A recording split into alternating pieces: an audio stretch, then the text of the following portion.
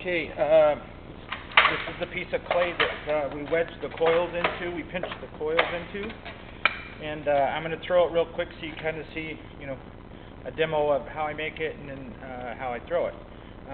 What I do make sure that I have is I have one of these metal ribs. This one's made by Mud Tools, and they have one of the other flexible metal ribs, but I use a couple in sequence.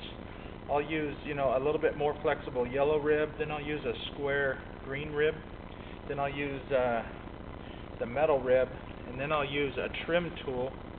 This is just a straight trim tool that is, I don't know, about 1.25 inches, 1.5 inches wide, and that's what cleans up my swirl lines. And so I'll do those real quick, see if we can keep under the time frame and do it to it.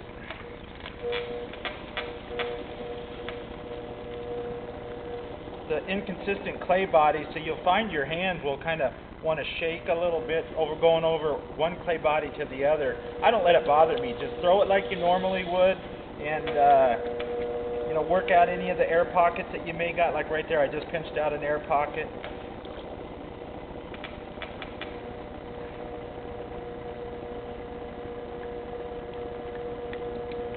So you can really feel that clay, especially the brown clay, kind of bump in your hand. Once you get it up, cone down a couple times, it brings it right to center.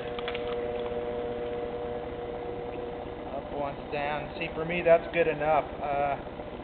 Only because I know whenever I do my pulls coming up, I'll be able to control that with my pulls to get the rest out. So when I dig my well, I dig everything just like a normal piece. But one thing I will do is whenever I make my pulls, right at the top shoulder, I'll let off a little bit. What happens if you continue that pull to get as much height as you can, it wants to get a little bit stretched too much, and the clay mixes too well, so you don't see a definite stripe. And I'll show that whenever I get to that point.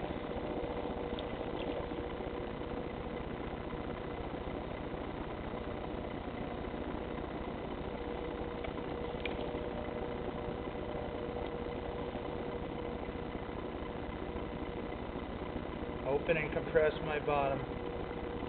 Oh, as I got it open and I'm down there. Okay, so I stay on center. Now, one of the first things I'll do is I'll collar it straight up to get it a little bit closer onto perfectly center with those two clay bodies. They want to get a little bit funny on you. So then I'll do my pulls just like normal.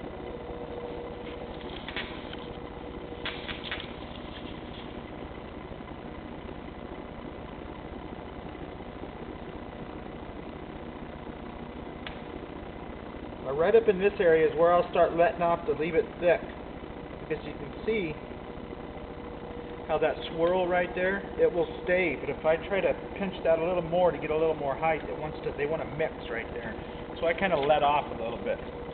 Right back to a collar.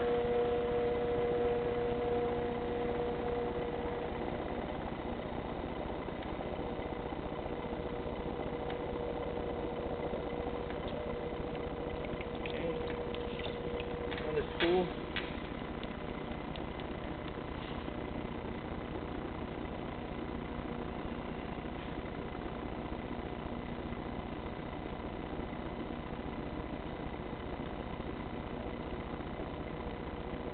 Right in there, I start letting off.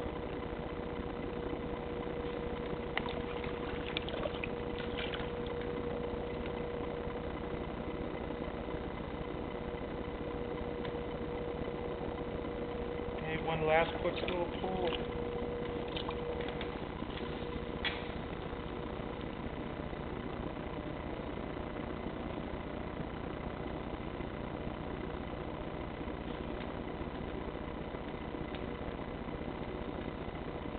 Now I got my cylinder.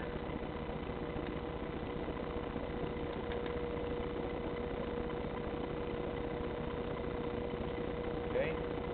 This is usually where I'll trim the top of my rim for the first time. just so I can keep that top under control.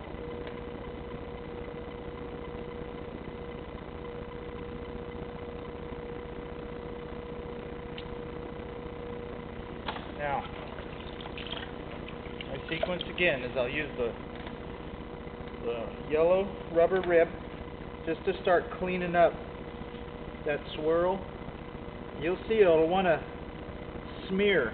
It's okay because our next tool is going to do it a little better, and our next tool is going to do it a little better after that until we get to a trim tool. So all I'm doing is I'm just taking all that slurry off. If I expose some of that swirls, great. Okay, and I'll go back down with my little bit more rigid green rib. I'm going to trim this skirt off down here with a wood tool. Get rid of that excess clay.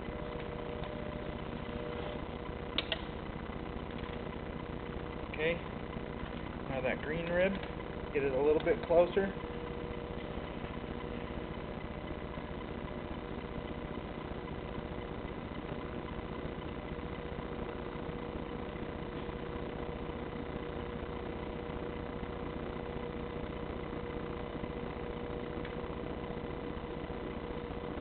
My metal rib.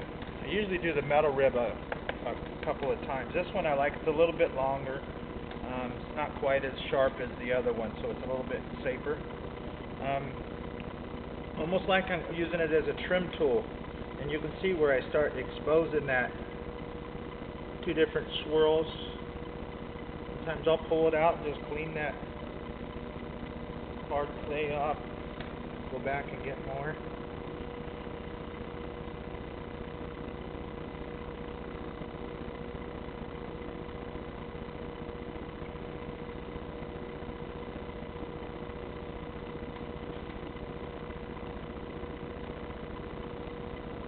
Okay, go back with the other one, a little bit more flexible one. I'll slow down and it'll really help me clean up those swirls now.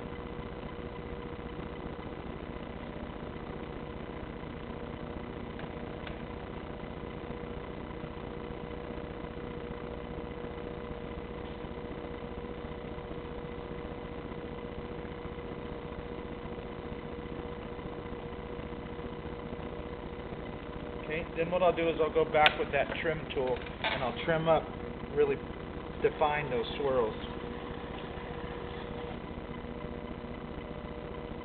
A little bit of pressure on my inside hand to kind of help push the clay to my trim tool. If I start building up, I'll stop, get it out of the way so I don't smear it back on the piece, and then right back up.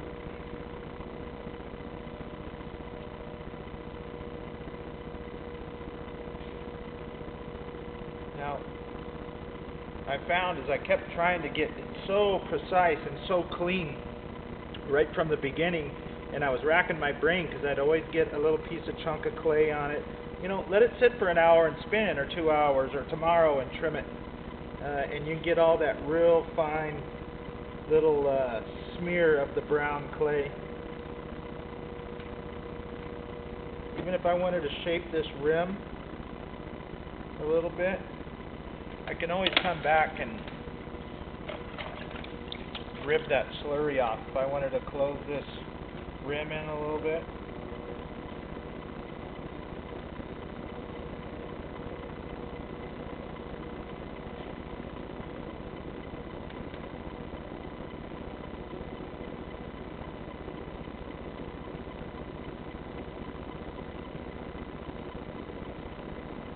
Still always come back with that rib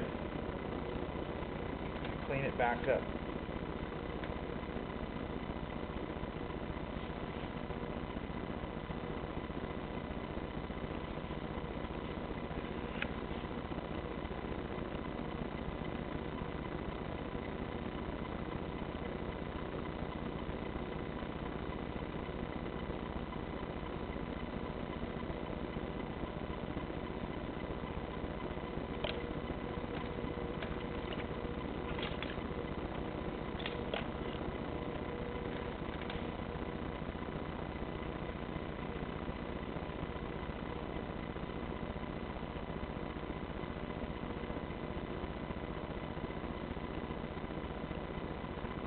That's it. So any of these other swirl lines, I'll come back later and trim it up. Should be just fine.